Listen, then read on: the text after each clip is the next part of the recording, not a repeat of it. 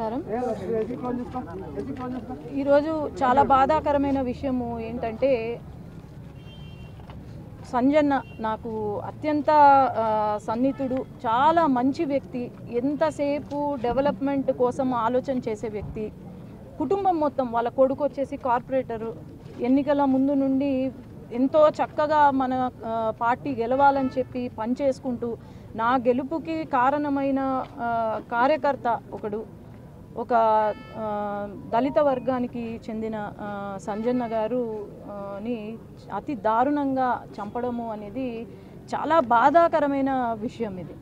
ఎందుకంటే 2-3 రోజుల క్రితం కూడా నాకు ఫోన్ చేసి, అమ్మ నేను మొత్తము మా శ్రీనగర్లో మా దగ్గర ఏమేమి అవసరమో అవన్నీ నేను లిస్ట్ పెడుతున్నాను మీకు, ఆ బ్రిడ్జు, తర్వాత mineral water plant, drainage system ఇవన్నీ మాకు లేవు అని చెప్తే నేను వెంటనే కూర్చొని దానిపైన వర్కౌట్ చేసి ఎలాగైనా నాకు సంవత్సరం 1 ఇయర్ పూర్తి చేసే లోపల ఇక్కడ వీళ్ళ దీంట్లో నేను బాగు చేయాలి అని అనుకున్నా. అంతలోనే పాపము ఆయనను ఇలా చంపడము అనేది చాలా బాధ అవుతుంది. ఎందుకంటే రాజకీయాల్లోకి వచ్చిన తర్వాత ప్రతి కార్యకర్త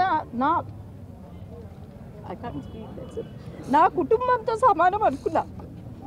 ఈరోజు నా కుటుంబంతో సమానమైన కార్యకర్తలు ఈరోజు పోగొట్టుకున్నా. ఎప్పుడైనా గుర్తుపెట్టుకోండి, రాజకీయాలంటే లేకపోతే ఇంట్లో ఏమన్నా సమస్యలు ఉన్నా కూడా ఇది కాదు చేయాల్సింది. ఒకరిని చంపితే మనకి ఏమీ రాదు, మీ జీవితాలు నాశనం అవుతాయి తప్ప ఏమీ కాదు. నేను అవన్నీ చూసి వద్దు అనుకొని ఈరోజు రాజకీయాల్లోకి దిగాను. ఎంతో మంచి కార్యకర్తల్ని ఈరోజు పోగొట్టుకున్నాను. చాలా బాధ అవుతుంది. ఎప్పుడైనా ఈ చంపుకోవడాల జోలికి వెళ్ళొద్దండి. ఏదైనా సమస్య వస్తే పోలీస్ వ్యవస్థ ఉంది, చట్టం ఉంది, ప్రతి ఒక్కరూ మీ వెంట ఉన్నారు. దయచేసి ఇట్లాంటి జోలికి మాత్రం వెళ్ళొద్దు. ఈరోజు ఖచ్చితంగా ఈ కొడుకుకి తర్వాత ఈ భార్యకు నేను అండగా ఉంటాను. వాళ్లకు న్యాయం జరిగే వరకు నేను వదలను. వీళ్ళ బాధ్యత నాదిగా ఈరోజు నేను ముందుకు వెళ్తాను.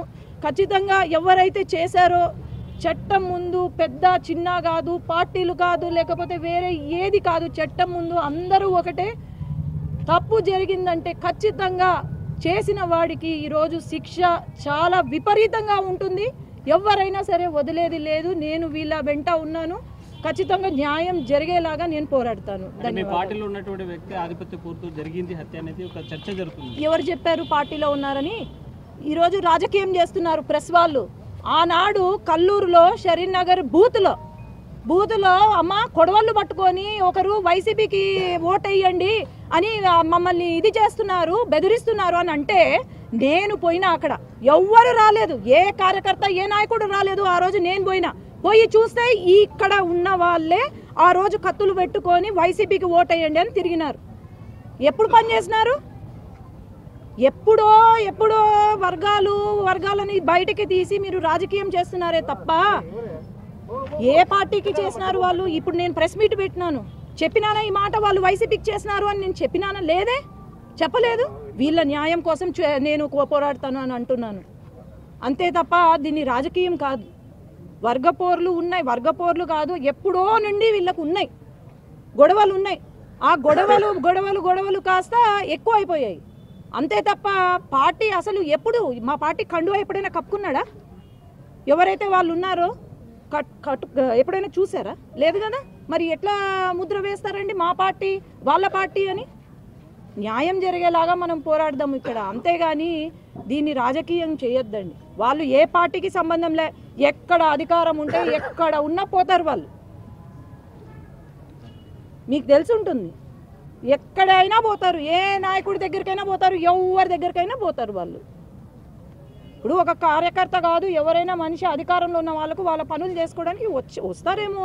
మన వైసీపీ వాళ్ళ దగ్గరికి పోతారు, బీజేపీ వాళ్ళు, జనసేన అన్ని దగ్గరలో పోతారు. అట్లని మీరు దానికి ఎందుకు ఒక మార్క్ వేస్తారు? ఏం చర్చ జరుగుతుందన్న? ఉండొచ్చు, గొడవలు ఉండొచ్చు, ఫ్యామిలీకి గొడవలు ఉండొచ్చు. దాన్ని ఎందుకు మీరు రాజకీయం చేస్తున్నారు అంటున్నాను. ఇప్పుడు మీకు మీ ఫ్యామిలీకి మీ అత్త మామ పడరు, టీడీపీ మధ్యలో వైసీపీ మధ్యలో లేకపోతే టీడీపీ మధ్యలో అని మీరు గొడవ పడతారా? లేదు కదా. మీ ఇంటి సమస్యలు ఉంటే దాన్ని ఎందుకు రాజకీయం చేస్తున్నారు? మరి